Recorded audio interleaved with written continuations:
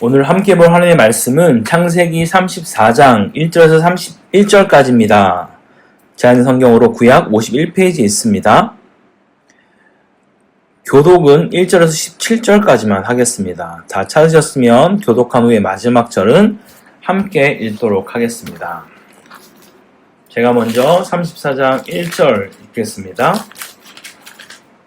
레아가 야곱에게 낳은 딸 디나가 그 땅의 딸들을 보러 나갔더니 히위 족속 중 하몰의 아들 그 땅의 추장 세겜이 그를 보고 끌어들여 강간하여 욕되게 하고 그 마음이 깊이 야곱의 딸 디나에게 연연하며 그 소녀를 사랑하여 그의 마음의 말로 위로하고 그의 아버지 하몰에게 청하여 이르되 이 소녀를 내 아내로 얻게 하여 주소서 하였더라.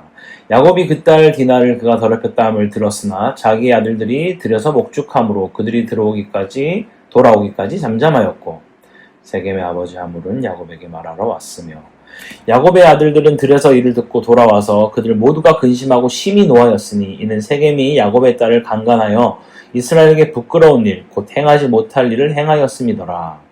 하몰이 그들에게 이르되 내 아들 세겜이 마음으로 너희 딸을 연연하여 하니 원하건대 그를 세겜에게 주어 아내로 삼게 하라.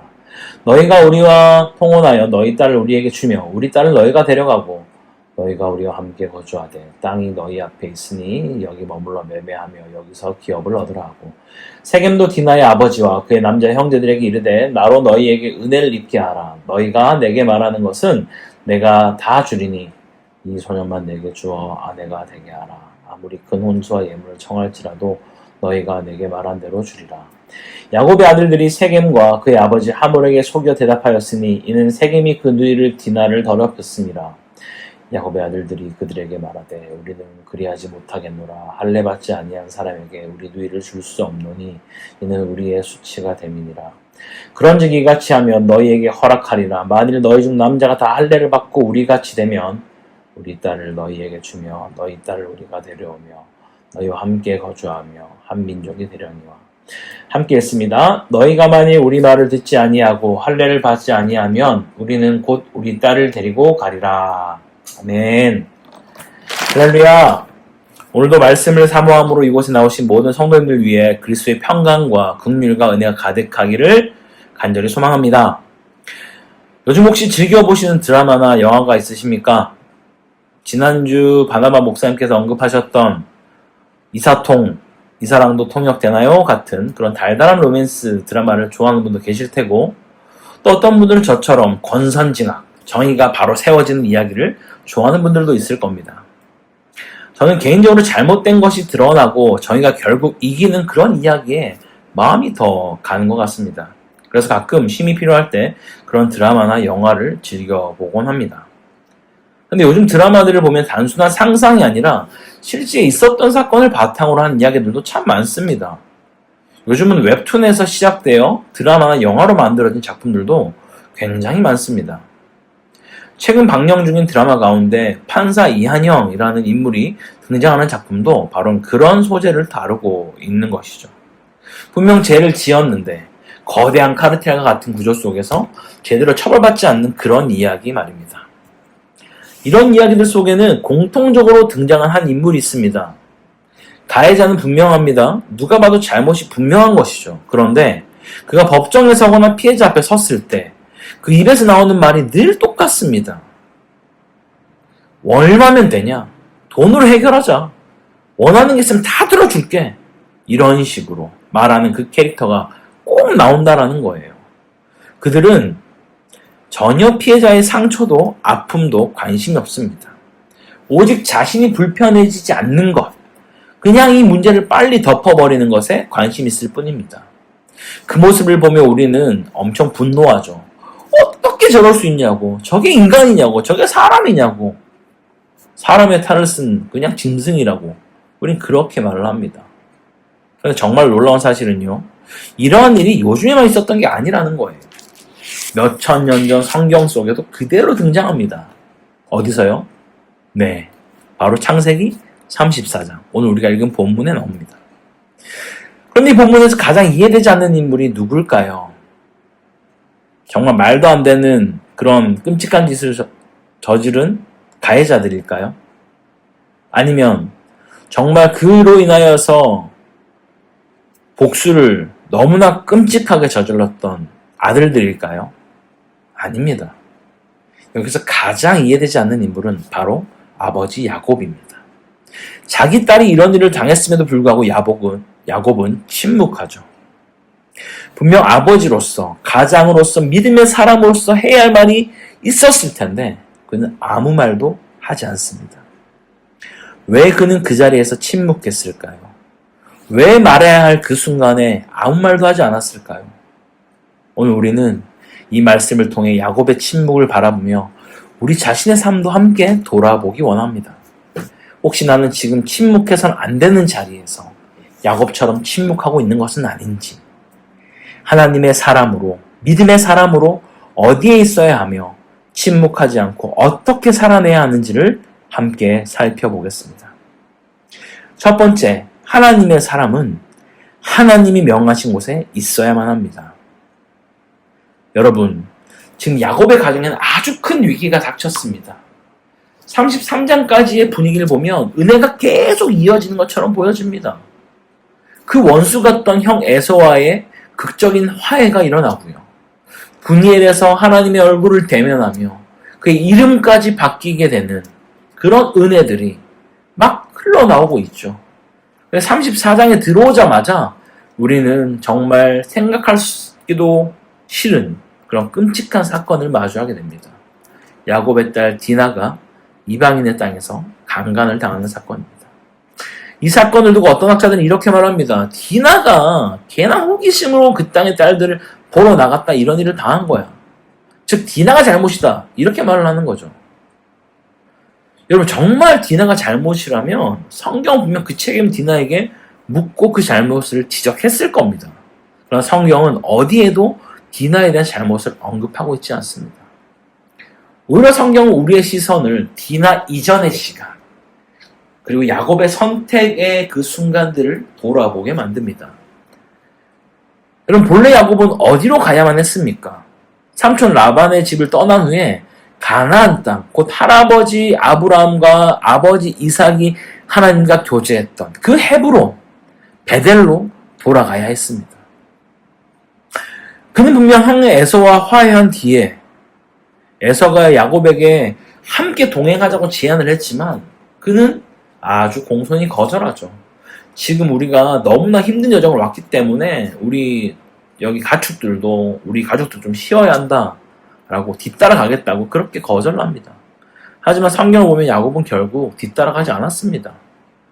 그는 숲곳에 머물렀고 다시 세겜 땅에 머물게 됩니다. 심지어 잠시 머무른 것이 아니라 땅을 사고 집을 짓고 그 자리에 자리를 잡습니다. 말하자면 야곱은 지금 하나님이 가라고 말씀하신 곳엔 가지 않았고 하나님이 머물라고 말씀하지 않은 곳에 머물러 있다라는 거예요. 마치 이삭이 영적으로 흐려져서 실수했던 것처럼 야곱 또한 지금 신앙의 중심에서 벗어난 선택을 하고 있다라는 겁니다. 더 충격적인 것은요. 35장에 가서 보면 알 수 있지만 야곱의 가족들은 베델로 다시 올라가기 전까지 그들 가운데 이방의 신상들을 그대로 가지고 있었다라는 거예요. 분명 하나님을 만났습니다. 이름도 바뀌었어요. 약속도 받았습니다. 그런데도 하나님과 이방신을 동시에 붙들고 있었다라는 것이죠. 은혜는 경험했지만 완전한 순종으로 나아가지 않았다라는 거예요. 야곱은 세겜의 안정감, 그 땅이 주는 편안함과 풍요 속에 그만 안주하고 말았습니다. 그 결과가 무엇입니까? 야곱의 불순종, 가야 할 곳에 가지 않은 그 선택이 결국 디나에게 지울 수 없는 그런 상처와 아픔을 남겨주게 됩니다. 여러분 33장 17절을 보면요. 야곱이 숫곳에 이르렀을 때 자기를 위해 집을 짓고 가축을 위해 우리간을 만들었다라고 기록합니다. 그는 이미 잠시 머무는 사람이 아니라 살기로 결단한 사람의 모습인 것이죠. 이 모습이 과연 야곱만의 이야기일까요, 여러분? 우리의 삶도 돌아보면 그렇지 않습니까? 분명 하나님이 원하시는 자리가 아닌데 그 자리에 머무를 때가 있습니다. 하지 말아야 한다는 걸 알면서도 계속 붙들고 있는 선택들이 있다라는 거예요. 왜 그럴까요? 그 자리가 주는 그 달콤함 때문입니다. 그 선택이 주는 안정감, 내 눈앞에 보여지는 이익 때문인 것이죠. 당장 하나님은 내 눈앞에 보이지 않아도 내가 하는 선택으로 내가 얻을 수 있는 것이 너무나 분명해 보이기 때문에 그렇게 우리는 안주하고 그것을 선택하는 것이죠. 죄는 늘 그렇게 우리에게 다가옵니다. 이번 한 번만, 이 정도면 괜찮지 않나? 다들 이렇게 살잖아 라고 말하면서요. 그리고 우리는 조금씩 세상과 죄와 타협하기 시작하는 것이죠. 그래서 성경은 분명히 우리에게 말합니다. 악한 것은 이겨내라 라고 말하지 않고 피하라 라고 말하죠. 하나님이 말씀하신 자리가 아닌 곳, 우리가 있어서는 안 될 자리, 우리가 해서는 안 될 일을 하고 있다면 우리는 반드시 그 자리를 떠나야만 합니다. 여러분, 오늘 이 말씀 앞에서 다시 한번 우리의 자리를 점검하기를 원합니다. 지금 내가 머물고 있는 그 자리가 정말 하나님이 기뻐하시는 자리인지, 주님이 부르신 자리인지 주님 앞에 다시 한번 점검할 수 있기를 간절히 소망합니다. 그리고 주님이 말씀하신 그 자리로 순종하여 나아가는 우리 모두가 되기를 간절히 축원합니다. 두 번째, 하나님의 사람은 악한 것, 곧 죄 앞에서 침묵하지 않습니다. 뭐라고요? 침묵하지 않습니다. 성도 여러분, 하나님이 명하신 자리를 떠났을 때 야곱에게 일어난 또 한 가지 변화가 있었습니다. 뭘까요?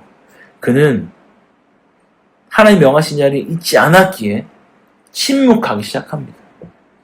오늘 본문은 정말 말로 다 할 수 없는 끔찍한 사건들이 연달아 등장합니다. 디나가 이방인에게 붙잡혀 강간을 당하는 사건, 그리고 그에 대한 복수로 야곱의 아들들이 거룩한 언약의 표징인 할례를 도구 삼아 그 성읍의 모든 남자들을 죽여버리는 사건까지 정말 너무나 끔찍한 사건들이 여기에 나오게 됩니다. 그런데 여기서 가장 이해하기 어려운 사람이 누구라고 말씀드렸죠? 이런 끔찍한 사건을 일으킨 가해자인가요? 아니면은 살인을 저지른 복수에 불타오르는 아들들인가요? 아니죠. 아무 말도 하지 않고 이 사건 가운데 침묵을 유지하고 있는 그 아버지 야곱입니다. 5절을 보면 야곱은 분명 자기 딸 디나가 더럽힘을 당했다는 소식을 듣습니다. 근데 성경은 이렇게 말하죠. 아들들이 돌아오기까지 잠잠하였더라. 마치 이 내용만 보면 뭔가 아들들이 오면 조치를 취할 것처럼 여겨집니다. 근데 놀라운 사실은 그 이후로도 야곱이 말하는 장면이 총 31절까지 있는데요. 30절이 될 때까지 한 번도 나오지 않는다라는 거예요. 아이러니하게도 이 상황에서 가장 적극적으로 움직이고 말하는 사람은 바로 가해자인 세겜의 아버지 하몰입니다. 물론 그 행동이 잘했다는 것은 결코 아닙니다. 아까 말씀드린 것처럼 피해자가 누구인지 분명한데도 불구하고 그 가해자인 그들이 조금도 피해자에게 미안해하거나 용서를 구하는 그런 모습이 나오지 않습니다. 그의 아픔과 상처는 관심이 전혀 없는 것이죠. 내가 정말 너를 사랑하니까 결혼해 줄게. 도대체 너희가 원하는 게 뭐냐? 말만 해라, 내가 다 들어줄게. 이런 식으로 자기들의 욕망과 조건만을 말합니다. 결혼 이야기가 결코 책임을 지는 것처럼 생각해서는 안 되는 것이죠. 성경은 분명히 말합니다. 그 사이에 어떤 합의도 어떤 사랑도 없었습니다. 심지어 지금 디나는 아직도 거기에 잡혀 있습니다. 원문을 보게 되면 세겜이 디나를 범할 때 굳이 이 원문을 하나하나 다 끊어서 얘기를 했습니다. 디나가 나갔습니다. 세겜이 그를 붙잡았습니다. 그를 눕혔습니다. 그에게 강간했습니다. 라고 말하면서 강한 억압과 강제성이 있었음을 분명히 드러내고 있다는 거예요. 그럼에도 불구하고 하몰은 움직이기라도 하죠. 더럽고 왜곡된 방식이지만 어쨌든 말이라도 합니다. 반면 야곱은 어떻죠? 끝까지 침묵을 유지합니다. 그 침묵의 결과가 무엇입니까? 이제는 아들들이 나서기 시작하죠. 그들이 말합니다. 우리 딸에게 어떻게 이런 일을 할 수 있느냐? 라고 그렇게 큰 소리 치죠. 여러분, 이 말 속에 뭐가 빠져있죠? 이 아들들은 디나의 아버지가 아닙니다. 그렇다면 우리의 누이라고 표현하는 게 맞을 텐데 우리의 딸이라고 이야기를 합니다.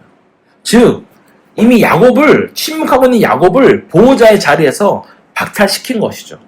더 이상 그를 보호자로 보지 않습니다. 가장의 자리가 이미 공석이 되어버린 것이죠. 아버지가 말하지 않자 아들들이 대신 말하기 시작합니다. 그런데 그 말은 분노의 언어였고 폭력의 언어였다라는 거예요. 결국 그들은 가장 거룩한 언약의 표징인 할례조차도 복수의 도구로 사용해버리고 맙니다. 자기 분노를 풀기 위해서 하나님의 언약을 사용했다라는 거예요.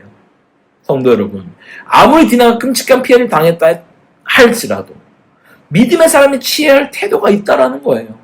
물론 눈에는 눈, 이에는 이라고 말하고 있지만 지금 오빠들 행동은 너무나 그 도를 지나쳤습니다. 한참 넘어버린 것이죠. 100번 양보해서 가해자 한 사람에게 대해서 뭔가 해코지를 가한다 치는 것조차도 이렇게 죽이는 것은 정당화될 수 없을 텐데 한 성읍의 모든 남자들을 모조리 죽여버리는 것이죠. 왜 이런 일이 일어났습니까? 네, 바로 야곱의 침묵 때문입니다. 야곱이 먼저 이 사건을 죄로 규정하고 악한 것을 악하다 말하며 잘못된 길을 분명히 짚어주었다면 자녀들은 이런 극단적으로 행동을 하지 않았을 겁니다. 아버지가 말하지 않으면 자녀가 분노로 말합니다. 아버지가 가르치지 않으면 자녀는 자기 방식으로 정의를 만들어냅니다.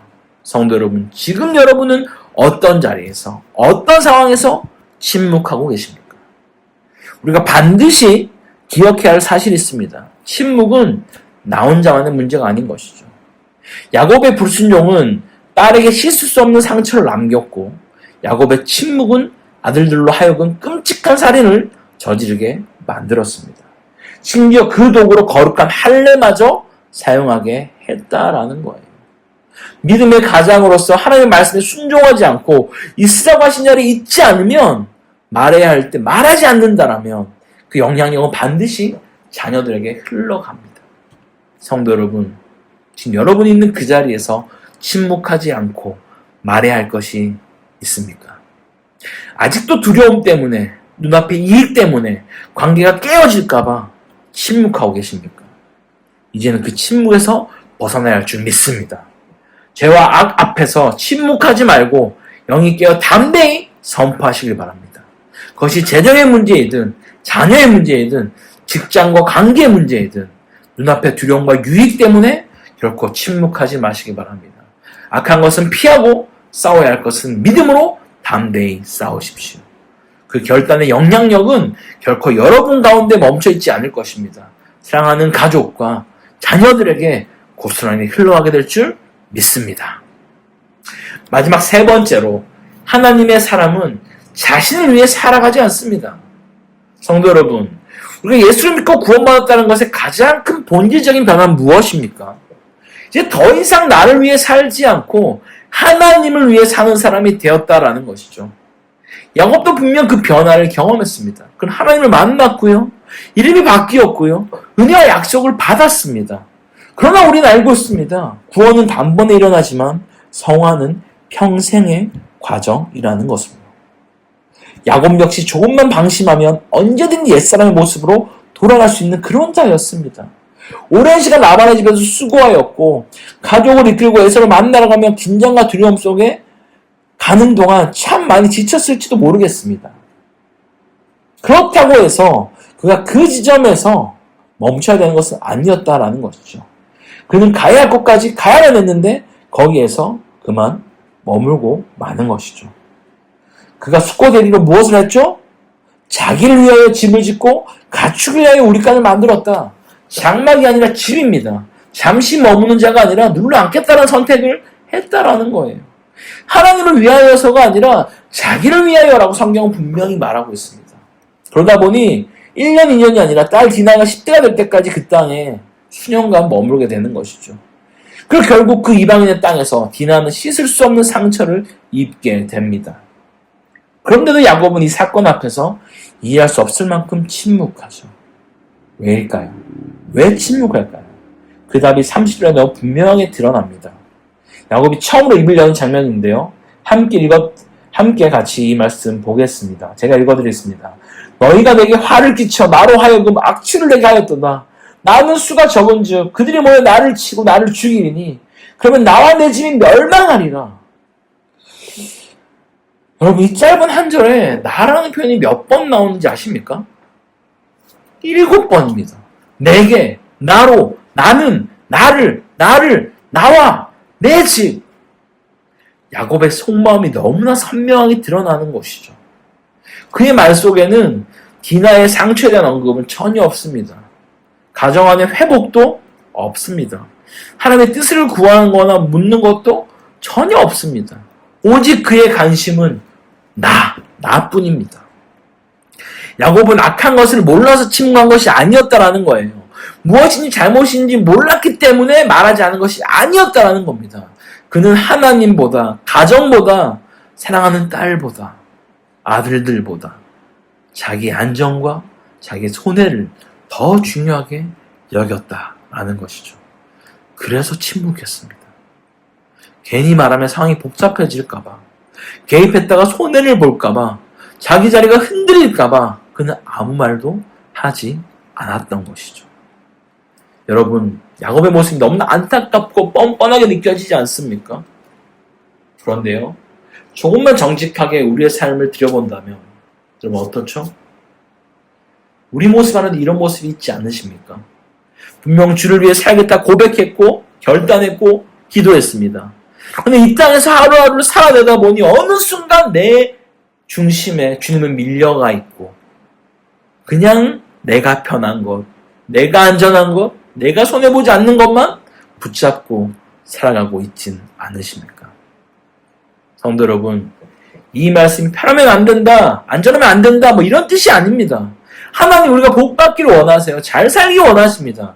그러나 주 안에서 주를 위하여, 주로 인하여 주님 때문에 누리는 삶이기를 간절히 원하시는 것이죠. 지금 여러분의 삶의 중심에는 무엇이 있습니까? 주님입니까? 아니면 여전히 나 자신입니까? 만약 내가 중심에 있다라면 오늘 이 시간 다시 한번 그 자리에서 내려오기를 간절히 소망합니다. 주님만이 우리 삶의 주인 되시고 우리 가정의 주인 되시고 우리 일터와 학교의 주인 되시도록 다시 올려드리는 우리 모두가 되기를 주임으로 간절히 축원합니다. 사랑하는 코타키나발루 한인교회 성도 여러분, 하나님은 오늘 우리에게 크게 꾸짖기보다 조용히 그러나 분명히 묻고 계십니다. 이 본문은 야곱은 나쁜 사람이다, 야곱처럼 살지 말라라는 이야기를 하려고 하는 것이 아닙니다. 오히려 이 말씀은 우리의 내면을 비추는 거울인 것이죠. 오늘 하나님은 묻고 계십니다. 지금 너는 어디에서 침묵하고 있느냐라고 말이죠. 혹시 여러분 가정에서 침묵하고 계시지 않습니까? 부부의 그 신앙 앞에서, 자녀의 영혼 앞에서 말해야 할 것을 미루고 있지는 않으십니까? 회사에서, 학교에서, 삶의 자리에서 분명 옳지 않은 것을 알면서도 언젠가 말하면 되지 이번 한 번이면 되지 라고 생각하며 침묵으로 넘기고 있지는 않으십니까? 성도 여러분, 우리가 반드시 기억해야 할 것이 있습니다. 침묵은요, 중립이 아닙니다. 침묵은 아무 편도 들지 않는 것이 아닙니다. 침묵은 이미 그 상황에 암묵적으로 동의하고 있다는 신호인 것이죠. 야곱의 침묵이 디나의 상처로 이어졌고 아들들의 폭력으로 이어졌던 것처럼 우리의 침묵 역시 어쩌면 우리 한 사람은 끝나지 않을 수 있다라는 겁니다. 그래서 오늘 하나님은 우리를 정죄하시기보다 돌아오라고 우리를 부르고 계십니다. 다시 베델로 올라가자라고, 기도의 자리로, 말씀의 자리로, 예배의 자리로 돌아오라고 말씀하고 계십니다. 하나님 앞에 다시 선다라는 것, 그것이 바로 우리의 침묵이 깨지는 자리인 줄 믿습니다. 왜냐하면 우리를 침묵하게 만드는 가장 큰 이유는 바로 우리 안에 있는 두려움이기 때문입니다. 손해볼까봐, 불편해질까봐, 내 자리가 흔들릴까봐, 관계가 깨어질까봐 우리는 입을 닫고 살아왔습니다. 그러나 복음은 말합니다. 예수 그리스도께서 침묵하지 않으셨다라고 말이죠. 우리가 침묵해야 했던 그 죄 앞에서, 우리가 외면했던 그 진리 앞에서 주님은 십자가에서 끝까지 말씀하셨고 끝까지 사랑하셨습니다. 그 복음이 오늘 우리의 침묵을 깨우는 줄 믿습니다. 믿음의 가장이 깨어있을 때 가정이 삽니다.